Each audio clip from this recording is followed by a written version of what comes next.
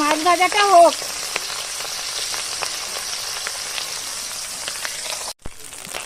এই দেখো মাছ ভাজা হয়ে গেছে, মাছ তুলে নিচ্ছি।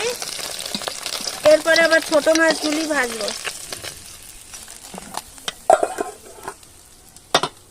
এই যে সেই খয়রা মাছ লবণ হলুদ মেখে রাখিছি, এই যে ভাজি। এখন এটা ভেজে নেব, একসঙ্গেই ভাজাটা শেষ হবে।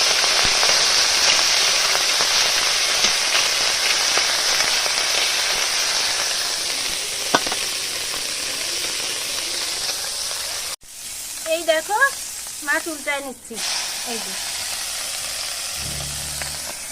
ভাজা হয়ে গেছে, তুলে নিচ্ছি।